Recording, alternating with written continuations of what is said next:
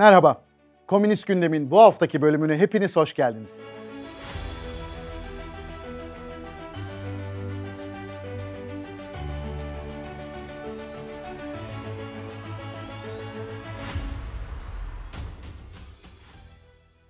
Türkiye Komünist Partisi geçtiğimiz hafta boyunca ülkenin dört bir yanında bu ülkeyi kaybetmeyeceğiz, kazanacağız başlığıyla örgütlenme toplantıları yaptı.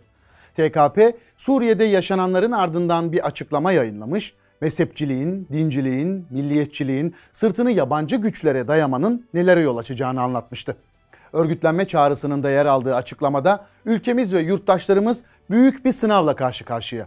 Ya bu ülkeyi uçurumun eşiğine getiren sömürücü, dinci, Amerikancı zihniyeti yeneceğiz ya da o uçuruma yuvarlanacağız denilmişti. Aynı gün bu çağrıya yanıt veren aralarında değerli gazeteci Mustafa Kemal Erdemoğlu'nun da bulunduğu TKP dostları partiye üyelik başvurusunda bulunmuştu. Açıklamanın ardından yapılan toplantılarda da çok sayıda kişi TKP gönüllüsü olmak için başvuru yaptı. Türkiye Komünist Partisi Genel Sekreteri Kemal Okuyan, TKP Uluslararası İlişkiler Bürosu'nun çalışmaları doğrultusunda bir makale kaleme aldı. Esad'ın düşüşünün ardından gerçek bir direniş hattı örülmeli başlığını taşıyan makale, TKP internet sitesinin uluslararası sayfasında yayınlandı. Makale, tüm dünyada komünistlerin Suriye'de ve bölgede yaşananlardan çıkarması gereken derslere odaklanıyor.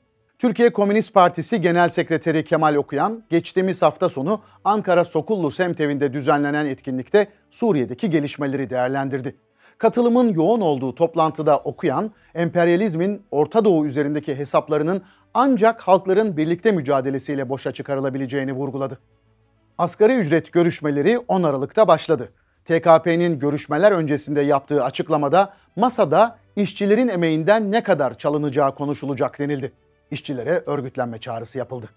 İnşaat işçilerinin haftalık bülteni Şantiye'nin ikinci sayısı bir sömürü sahası Akkuyu Nükleer Santrali başlığıyla çıktı.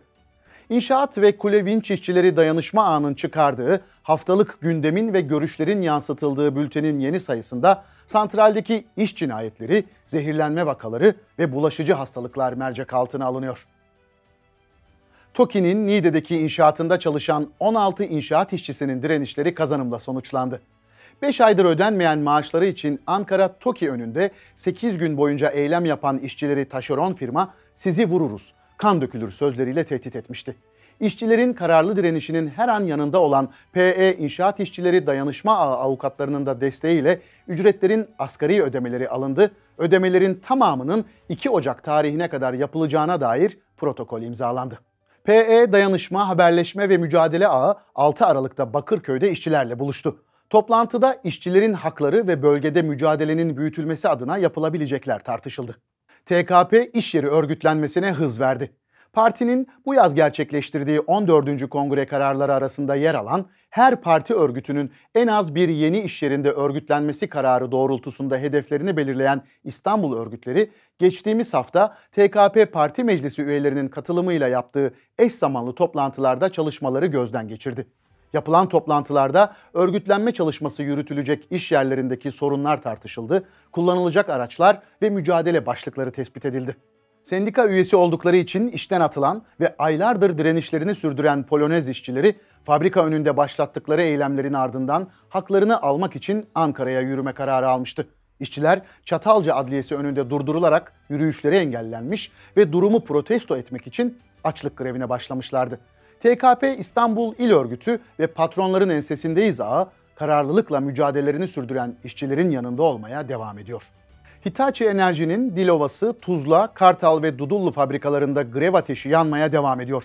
İlk günden itibaren işçilerin yanında olan TKP İstanbul İl Örgütü geçtiğimiz günlerde de Dilovası'nda bulunan fabrika işçilerinin direnişindeydi. Gebze Kadın Dayanışma Komitesi'nin de bulunduğu ziyarette TKP Gebze İlçe Örgütü'nden Aydener Aktaş'ın direnişe selamını ve destek mesajını dinliyoruz. Merhaba sevgili dostlar. Bugün Birleşik Metal İş Sendikası'nın örgütlü olduğu Dilovası Organize Sanayi Bölgesi'ndeki Hitachi fabrikası işçilerinin çıkmış olduğu haklı grevler için buradayız. Türkiye Komünist Partisi Gebze İlçe Heyeti olarak biz de sınıf dostlarımızın, işçi sınıfının yanında olduğumuzu göstermek için bugün mücadelelerine destek vermek için buraya geldik. Yıllarca patronların kasasını doldurdu bu işçiler. Zenginliklerine zenginlik kattılar. bugün işçileri açlık sınırında bir ücretle terbiye etmeye çalışıyorlar. Verdikleri %39'luk zammın ülke gündemiyle yakından uzaktan alakası yoktur. İşçiler yoksul, giderek yoksullaşıyor. Biz yoksullaşırken onlar kasasını dolduruyor. Bu kabul edilemez dedi metal işçileri ve şu anda grev halaylarını çekiyorlar. Biz de mücadelelerini sonuna kadar destekliyoruz. Sonuna kadar yanlarında olacağız. Metal işçisi kazanacak, direnen her zaman kazanır. Samsun'da geçtiğimiz ay başlayan sosyalizm atölyelerinde işçiler ve öğrenciler işçi sınıfı mücadelesi ve sosyalizme dair tartışmaları sürdürüyor. İşçiler neden yoksullaşıyoruz? Sosyalizm nedir? Sosyalizme neden ihtiyaç var başlıklarını tartışırken lise ve üniversite öğrencileri ise TKP'nin sosyalizm programı üzerine konuştu. 2024 Ağustos'unda Ulaştırma ve Altyapı Bakanlığı ile imzalanan protokolle Kültür ve Turizm Bakanlığı'na devredilen Haydarpaşa Garı şimdi de reklam panosuna çevrildi. TKP İstanbul İl Örgütü ne satılıktır ne de kiralık, Haydarpaşa halkındır başlıklı bir açıklama yayımladı. Açıklamada Haydarpaşa'dan son tren kalktığı gün TKP oradaydı, ilk tren yeniden yanaşırken de orada olacağız. Kamu yararını gözetmeyen tüm faaliyetlerinizin ensesinde olmaya devam edeceğiz denildi. Eskişehir Vişnelik Semtevi'nde 8 Aralık Pazar günü sağlıkta devletleştirme neden zorunludur başlıklı etkinlik düzenlendi. Etkinlikte ülkenin gündemine giren ve herkesin kanını donduran Yeni Doğan çetesinin özelleştirmelerin sonucu ortaya çıktığı hatırlatılarak tüm halkın sağlık güvencesinin ortadan kalktığının altı çizildi. Çiğli'de Harmandalı çöplüğünün kapatılma mücadelesi sürüyor. Çiğli Halk Temsilcileri Meclisi 8 Aralık'ta Harmandalı çöplüğü neden kapatılmıyor başlıklı bir panel düzenledi. TKP Çiğli örgütlerinin de katıldığı panelde özelleştirmelerin yarattığı sorunların Harmandalı çöplüğünde de halkın karşısına çıktığı vurgulandı. Mahalle meclisinde örgütlenen Çiğli halkı sağlıklarını tehdit eden çöp sorunu çözülene kadar mücadele etme kararlılığını bir kez daha gösterdi. Türkiye Komünist Partisi ve Genel Sekreter Kemal Okuyan'ın Suriye gündeminde hafta boyunca yaptığı açıklamalar uluslararası komünist hareketin ve yayın organlarının da gündemindeydi. İngilizce, Arapça, Rusça ve İspanyolca dillerinde paylaşılan açıklamalar birçok parti tarafından takip edildi. Irak, Rusya, Azerbaycan, Almanya, Brezilya, Arjantin, Avusturya merkezli olan ve bir bölümü komünist partilerle ilişkili birçok yayında yer buldu. TKP'nin cihatçı grupların Suriye'de yönetimi düşürmesine dair yaptığı açıklamada Suriye'de huzur, istikrar ve barış ancak emperyalizm ve cihatçılar yenilgiye uğradığında tesis edilebilir denildi. ABD emperyalizmi, Siyonizm ve yeni Osmanlıcılık ittifakının Türkiye'ye felaketten başka bir şey getirmeyeceğine dikkat çekilen açıklama ulusal basında geniş yer buldu. TKP örgütleri geçtiğimiz haftada bulundukları yerlerde Türkiye Halk Temsilcileri Meclisi'nin çalışmalarına güç vermeye devam ederken yapılan çalışmalar basın organlarında geniş yer buluyor.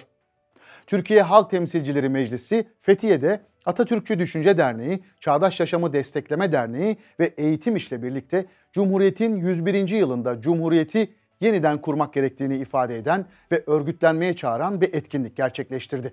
THTM kurucu üyesi gazeteci yazar Barış Terkoğlu, THTM Yürütme Kurulu üyesi Aydemir Güler ve Önce Çocuklar ve Kadınlar Derneği Başkanı ve THTM üyesi Müjde Tozbey'in konuşma yaptığı etkinlik yoğun bir katılımla gerçekleşti. İzmir'in Buca ilçesinde rekreasyon alanına dönüştürülen Buca Cezaevi'nin Büyükşehir Belediye Başkanı Cemil Tugay'ın yaptığı açıklamayla yapılaşmaya açılacağı ve bakanlıkla pazarlık konusu edildiği ortaya çıkmıştı. Kamuya ait olan bu alanın imara açılmasına karşı mücadelelerini sürdüren Türkiye Halk Temsilcileri Meclisi bir eylem gerçekleştirdi.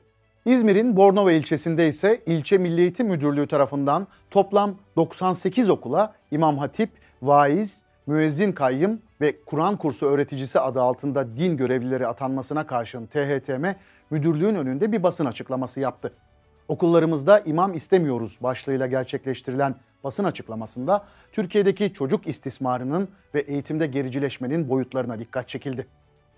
Yayınımızı bitirirken bu hafta TKP'ye katılan yoldaşlarımıza hoş geldiniz diyoruz. Eşitlikten, özgürlükten ve anti-emperyalizmden yana olan tüm izleyicilerimizi TKP saflarında örgütlenmeye çağırıyoruz.